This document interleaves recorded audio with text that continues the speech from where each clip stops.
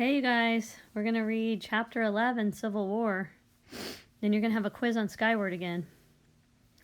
You can always go back and look. I posted the pages to this in Google Classroom. You can always go back and look up the answers, and that's probably what you should be doing. Harriet stays on the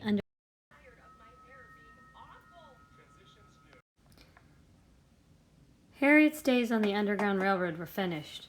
But she was only 40 years old. She wasn't ready for a rocking chair yet. Over the years, Harriet's speeches about her adventures as a conductor of the Underground Railroad were heard by many people. She never bragged of her great courage or her amazing ability to travel through the country undetected, but everyone who heard her speak was impressed by what she had done. One of these people was the governor of Massachusetts, John Andrew. In 1861, when the Civil War broke out between the North and the South, he asked Harriet if she would work for the North. Harriet agreed to help. In the spring of 1862, she traveled on the government transport ship Atlantic to an island off the coast of South Carolina. She was taken to the headquarters of General Isaac Stevens at Port Royal Island, where thousands of Northern soldiers were stationed.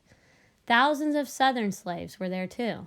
At this time, President Abraham Lincoln had not yet freed the slaves, but the war had forced many of their masters off the plantations.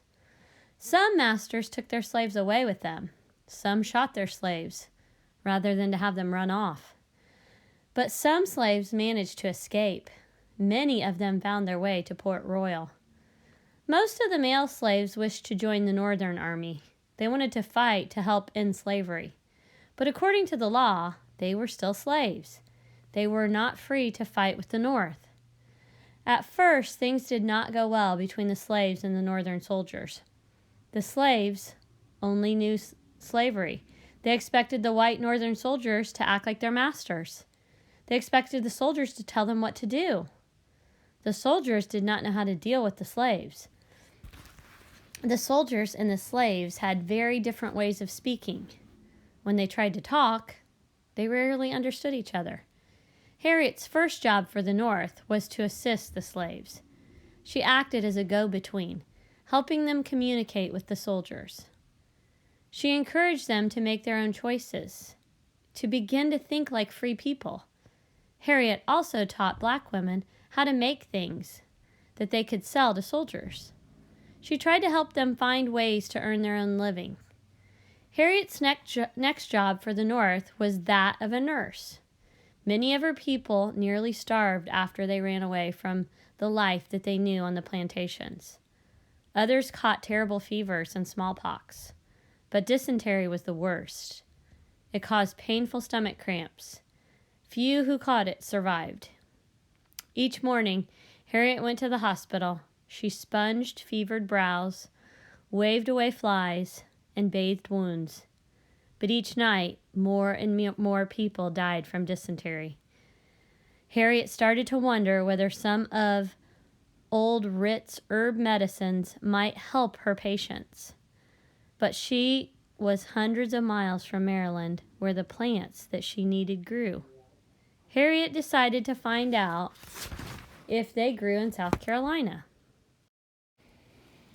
In the woods, she gathered the roots of white flowering water lilies. She searched out an herb that looked like the beak of a bird. She boiled them together to make a dark, bitter mixture. She gave some of it to a man who was dying of dysentery. In a few days, she could see he was getting better. When nothing else helped, Harriet's medicine worked. Now a new legend sprang up about this remarkable woman. If Moses nursed you, you would not die. Harriet traveled from camp to camp, offering her medicine and nursing skill to sick people. At night, she returned to her own small cabin, where she baked pies and gingerbread and brewed root beer. She hired some of her people to sell these goods to the soldiers. In this way, Harriet provided employment and made enough money to live on. At last, in 1863, Abraham Lincoln issued the Emancipation Proclamation, which freed the slaves in the Confederate States. Now the Southern black men could join the Northern Army. They formed their own all-black regiment, the 1st South Carolina Volunteers. No doubt, Harriet felt proud and hopeful as she watched them parade down the street, escorted by a marching band of white soldiers. 1,000 newly freed men were off to fight against the people who had once owned them. The 2nd South Carolina Volunteers was also a regiment made up of former slaves. Their commander was Colonel James Montgomery. He asked General Stevens if Harriet could be a scout for his troops. Both men knew that Harriet understood how to travel silently through swamp country, and she did not look dangerous. Colonel Montgomery wanted Harriet to go behind enemy lines. She could talk to blacks who were with their masters in the Confederate Army. They would trust her. They might even tell her about the movement of Southern troops, their plans, and their hideouts. So General Stevens appointed Harriet to her 3rd job in the Union troops. Harriet became a spy. In time, Harriet became commander of intelligence operations for the Union Army's Department of the South. She was in charge of a spy network that extended from South Carolina to the tip of Florida. She had river pilots and 9 scouts under her command. These men weren't used to being led by a woman, least of all a black woman. But Harriet had earned an impressive reputation. She was famous for her courage. Just looking at her, soldiers could see her strength of character. No one grumbled about serving under Harriet Tubman.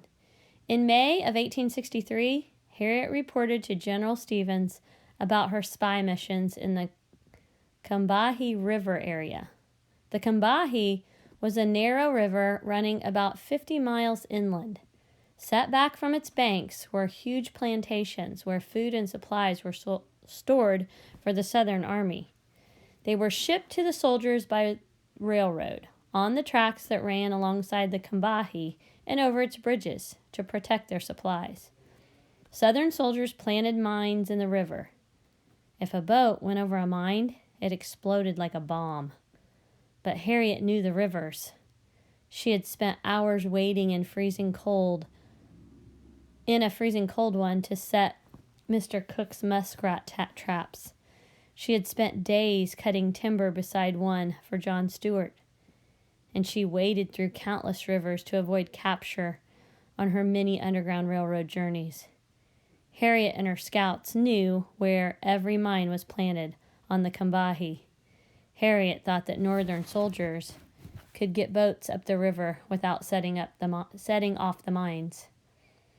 After he heard her report, General Stevens asked Harriet to join Colonel Montgomery in leading an invasion up the Combahee. Stevens ordered them to take about 300 black soldiers with them. The object of the invasion was to knock out the railroad tracks and bridges. Then the Southern Army would not be able to receive supplies. The soldiers were also to destroy or remove the river mines. And finally, they were to rescue as many slaves as they could. Early on June 2nd, 1863, Harriet and the men started up the river in 3 gunboats. Harriet rode in the first, peering into the darkness. She and her scouts told the boat pilots where the mines were hidden. They very carefully removed them from the water.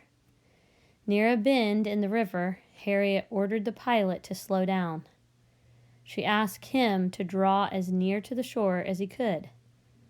On the other side of the bend, Harriet knew that there was an enemy camp. Her troops quietly leaped from the gunboats and surrounded the camp. They captured it without firing a single bullet. As the Northern gunboats came up the river, other Southern soldiers saw them and retreated. They tried to call for more soldiers to help them, but Harriet's men were quick. They jumped off their boats and raced to the plantations. There they set fire to enemy food supplies, their cotton, and their big houses. Hundreds of slaves still worked on these plantations. When they saw the boats with black soldiers in them, they shouted, "Lincoln's gunboats have come to set us free." They dropped whatever they were doing and ran to the river. Later, Harriet recalled this hectic scene. Sometimes the women would come with twins hanging around their necks. Appears like I never seen so many twins in my life. Bags on their shoulders, baskets on their heads, and young ones tagging behind, all loaded, pigs squealing, chickens screaming, and young ones squalling. Some black soldiers helped the escapees climb into rowboats. Then they rowed them to the gunboats. Other soldiers stayed on the shore to keep the enemy occupied while the slaves got away. At last, the gunboats turned around and headed back east. When they finally reached their camp, Harriet discovered that 756 slaves had joined them. As in Harriet's other enterprises, not a single life of a slave or a northern soldier was lost. For the next several months, Harriet continued to scout in enemy territory and to lead guerrilla expeditions for the North. She commanded troops with the authority of the best generals. She wore a pistol and wasn't afraid to use it. But Harriet also wore a long skirt, which made it awkward for her to run. In the days when Harriet had risked her life leading slaves to freedom, she disguised herself in men's clothing. But now she was a respected leader of the Northern forces. It would not be proper for her to dress in men's clothes. Yet she felt that wearing a skirt put her at a disadvantage in the field. At about this time, Harriet heard of a woman named Amelia Bloomer. Mrs. Bloomer was a pioneer for women's rights. She had designed what she called a sensible costume for females. This was a small jacket with a short skirt worn over full trousers. Harriet dictated a letter to a friend who, with a group of women, tried to see to it that Harriet got the things she needed for her work. Most of her clothes had been lost while being shipped to her. Harriet asked the woman if she could send her some new clothes. In the letter, she said, "I want, among the rest, a bloomer dress, made of some coarse, strong material to wear on expeditions. In our late expedition up the Combahee River, in coming on the boat, I was carrying 2 pigs for a poor sick woman who had a child to carry, and the order double quick was given. And I started to run, stepped on my dress, it being rather long, and fell and tore it almost off. I made up my mind then I would never wear a long dress on another expedition of the kind, but would have a bloomer as soon as I could get it. So please, make this known to the ladies if you will, for I expect to have use for it very soon, probably before they can get it to me." Harriet spied and fought for General Stevens for 2 years. By May of 1864, she was exhausted. She was also worried about her parents, so she decided to go home for a while. By the time the United States government owed Harriet $1,800 in back pay. While she was home, she began the long process of having friends write letters to her to help her get the money she was owed. Back in Auburn, Harriet found that Ben and Rit were doing as well as could be expected. In a short time, Harriet felt rested and ready to go back to work. She traveled south again, this time to Washington, D.C.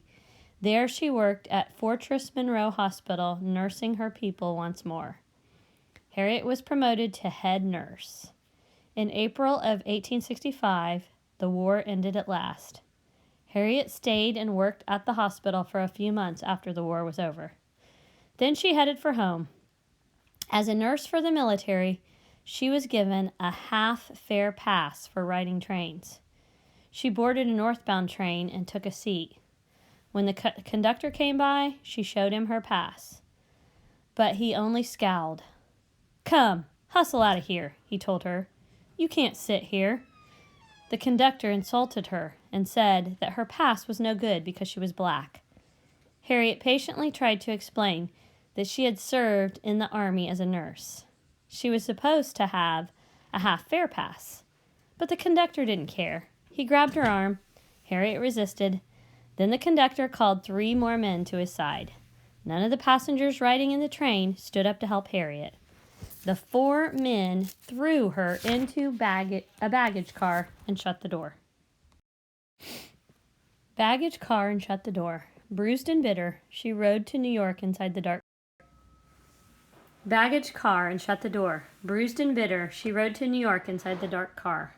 When Harriet got off the train in Auburn, her friends were shocked by her appearance. Some thought she'd been injured in war.